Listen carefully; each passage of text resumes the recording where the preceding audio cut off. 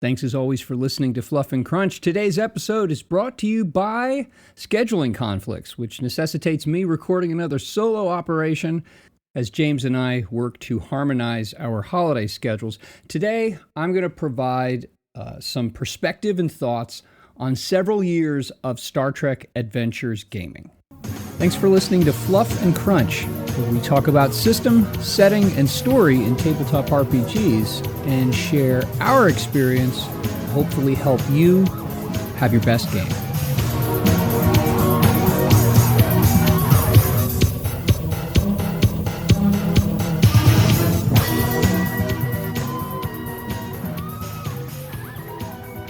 I know that we and I have talked about Star Trek Adventures a good amount over the several years of this show's existence. We've talked about different aspects of the rules, the core mechanic, conflict. Back in the early years with Chris, we really divided the system into pieces and parts and talked through different aspects of how the game functions. So if you're interested in learning how to play the game, or you want to get a refresher on starship combat or conflict or momentum, the scientific method, things like that, all these different great parts of the game, go back to the early episodes of the show from a few years ago and you will find a bunch of those. That's not the purpose of today's episode.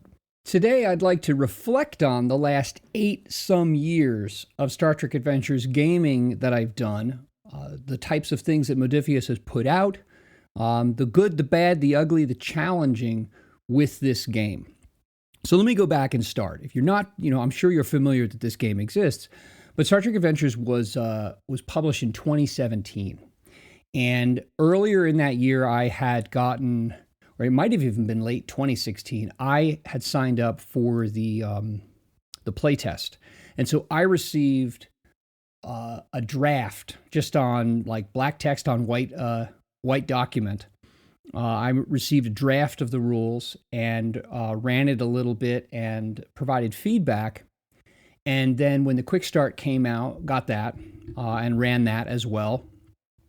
And got my head around the system after I went and played Conan, which uses the same core mechanic, the 2D20 system. And then all of a sudden I understood the metacurrencies. I returned to the Star Trek Adventures content that I had, and this was, again, before the game was formally published, and it all made sense.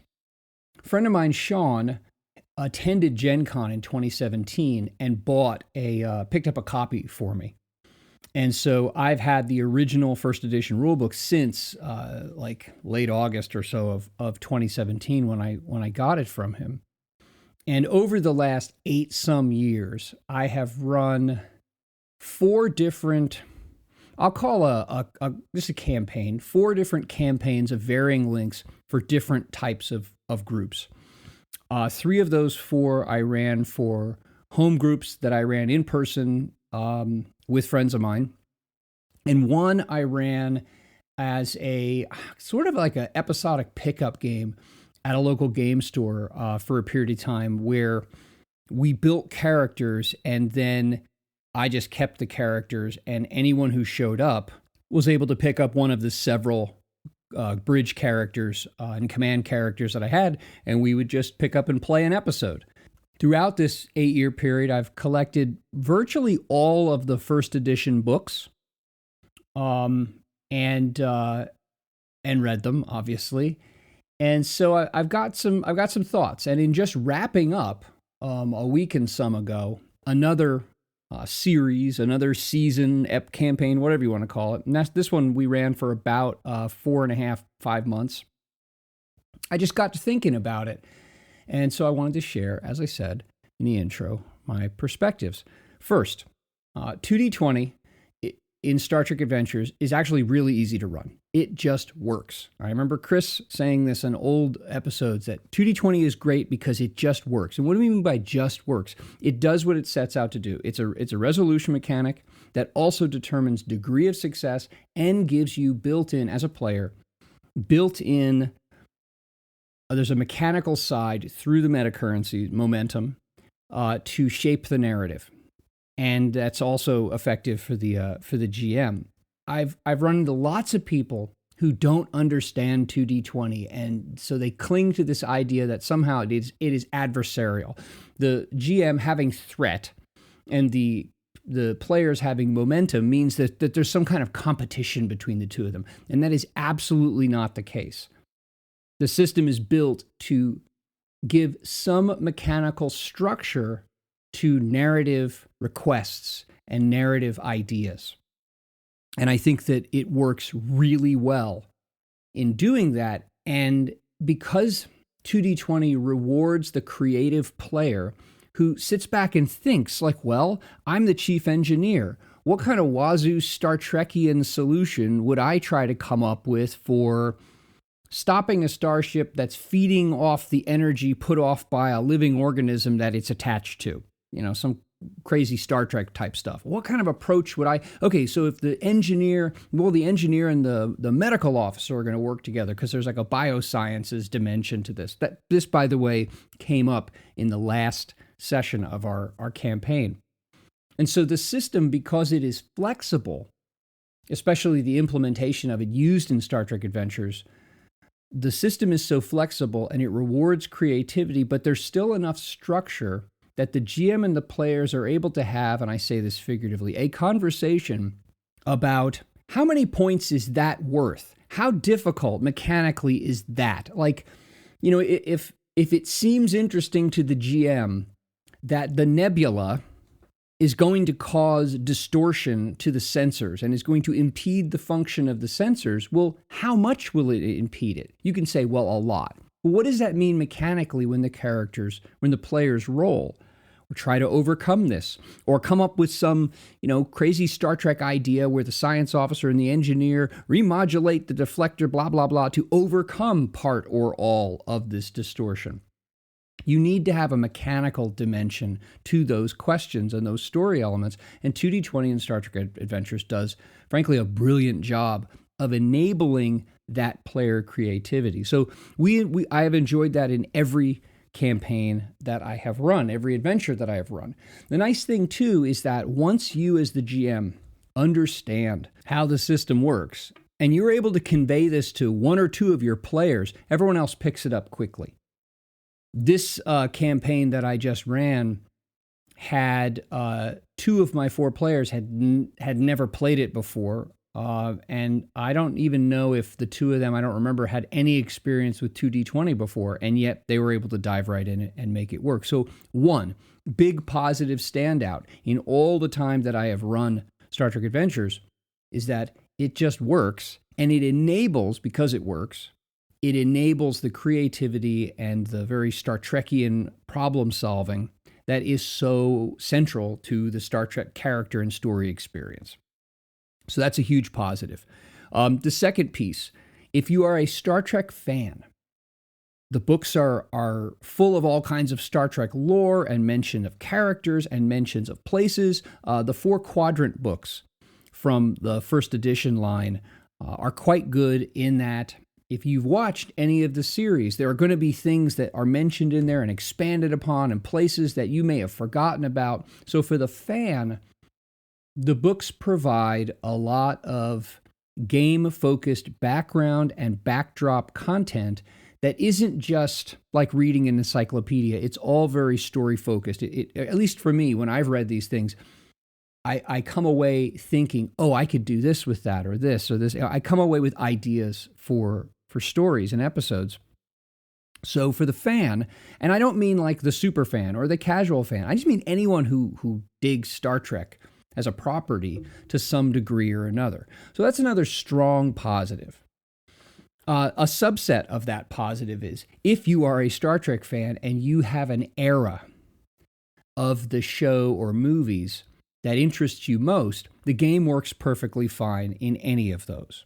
It is definitely not wedded to a certain like vibe of Star Trek. If you want to play original series or Next Generation or Deep Space Nine or any of those, it works for all of those. Now that said, so I have three very strong positives for this game system. I will say, and for me this isn't a negative, but it's not a bonus.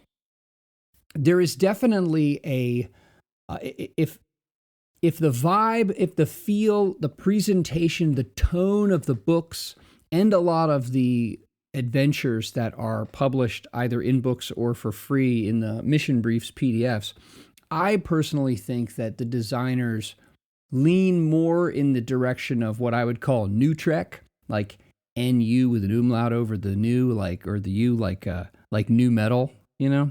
If you remember that from 20 some odd years ago, new metal, like Limp Bizkit and crap like that. I think there's a tone and an ethos.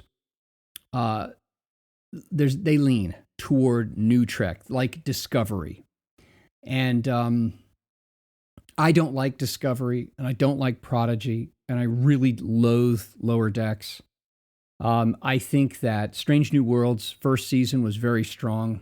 I thought the second season had some stumbles, and the third season stumbled even more. I mean, I thought that the second season was a balance between good and not so great, and I thought that the third season actually had some genuinely, well, anyway, it's not headed in the right direction in my opinion. But putting that aside, my own personal opinions about which Trek I like most, putting that aside, you can run the game in any era or any like vision for Star Trek that you fancy. I never felt like the game, in terms of looking for ships or looking for aliens or the way that the system handles things, I never felt like it pushed me in a direction.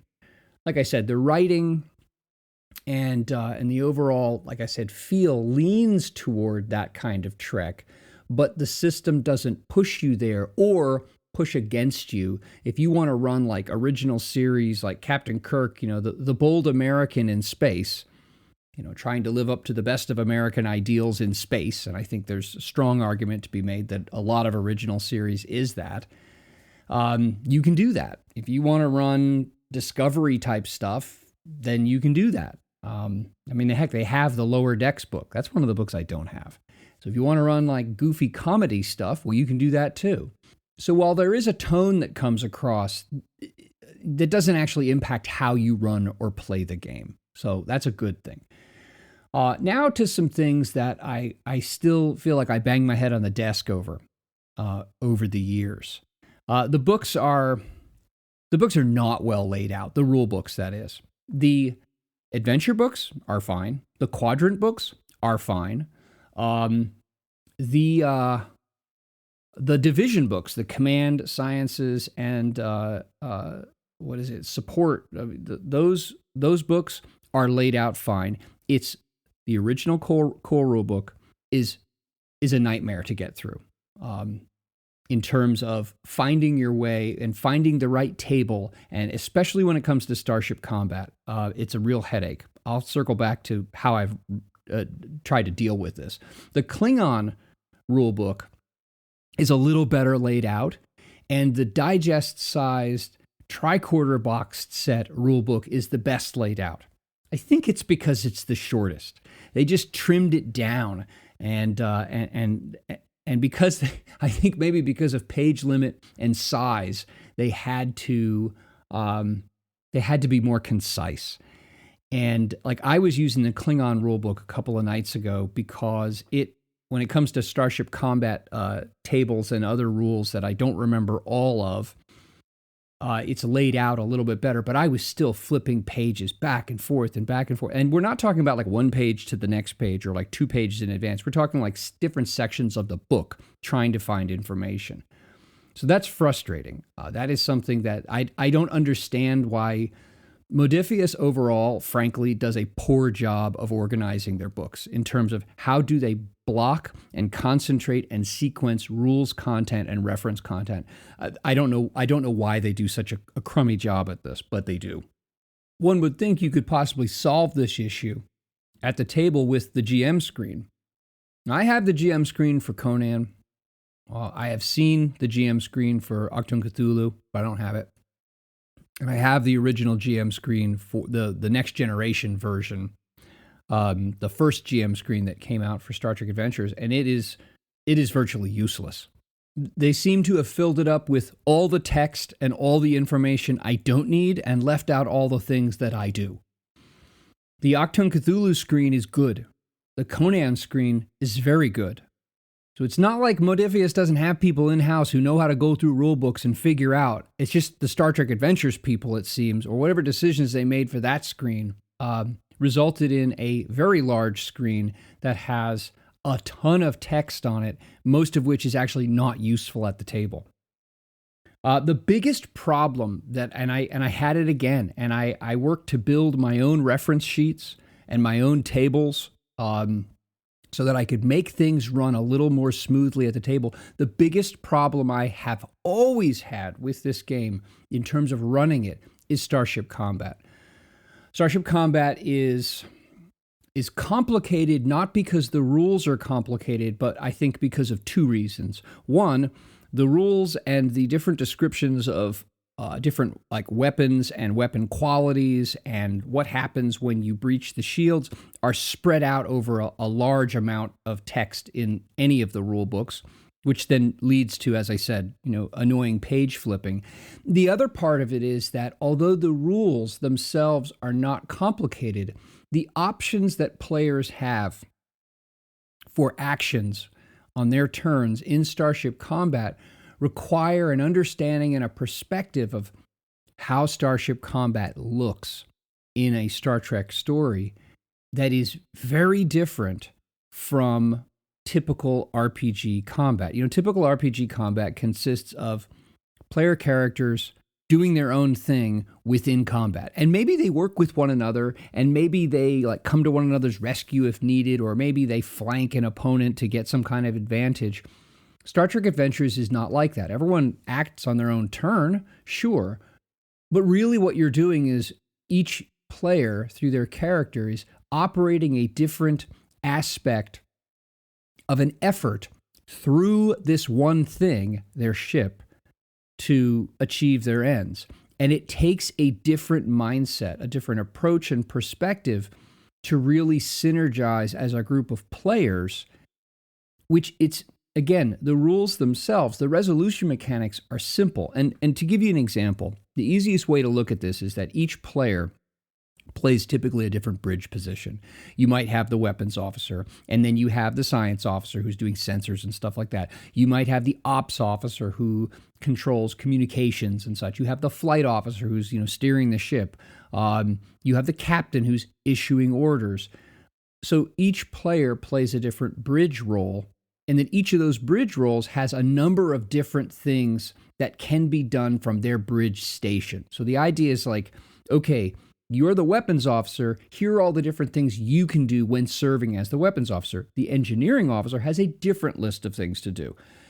So the resolution mechanic for each of those things is simple, but because you have all these different options, and your options really need to synergize with those, rather your choices need to synergize with those of the other people at the table, it requires like I said, a perspective and a mindset that has an appreciation for how a crew operates during Starship Combat.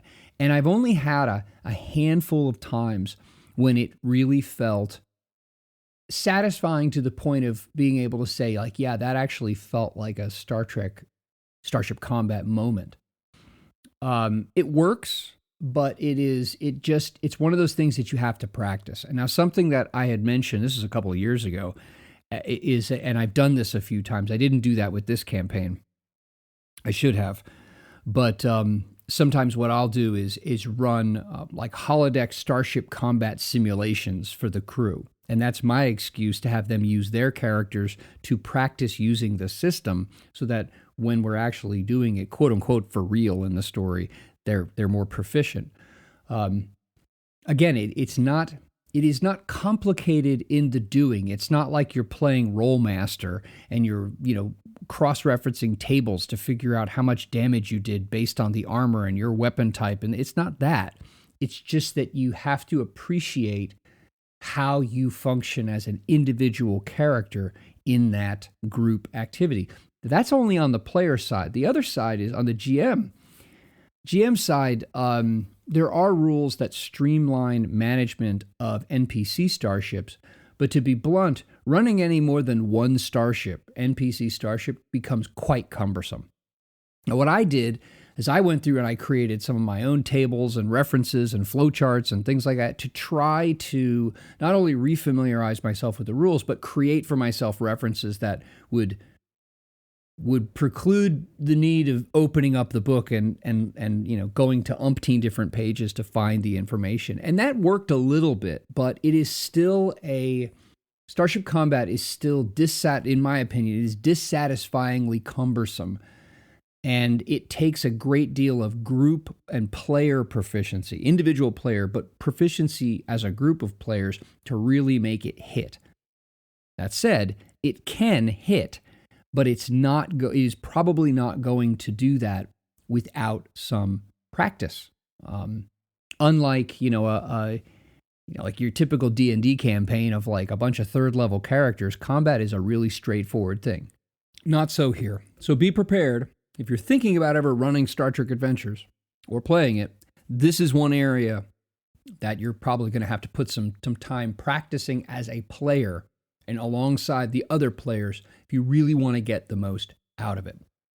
Now, I want to talk a little bit in closing here about the different books that were put out during the first edition era, and then I'll mention second edition a bit.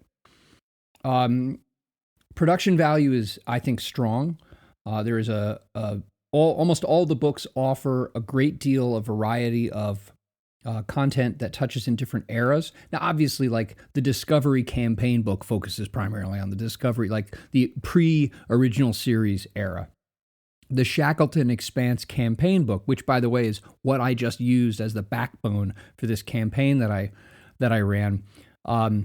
Although the Shackleton Expanse campaign can take place in part in the original series era, it's really built for Next Generation, like right around the Dominion War. Overall, the content is good. Obviously, things like adventures, there were 2 hardback adventure books put out, Strange New Worlds and These Are the Voyages Volume 1. One was more space-based adventures. The other one was more planetary. Not necessarily entirely, but more so. Some of the adventures in those books I liked and I ran, and some of them I didn't like, and some of them I read and I thought would be interesting, and I was like, I don't really get this, or this feels like a railroad, or this doesn't work. But you know what? That's subjective. Some people are going to dig different kinds of stories, while other people don't. I will say that none of the stories in either of those books stood out as being like odd for Star Trek. All of them felt like I could have seen an episode of one of the series where this would have fit. So hats off to the writers and to the editors and all those folks for building collections of adventures that worked. Another thing I was really happy with first edition were all the mission briefs, which of course are obviously entirely usable with second edition. Modiphius put out, like 10, 15, maybe even 20 of these things. And each packet, there's a PDF packet, it was free. Each packet had 10 mission briefs in it. They were 1 page each. And it was just a spine of a story. And it gave you some suggestions for like, you could use this as this block of NPC stats on page such and such of the core rulebook.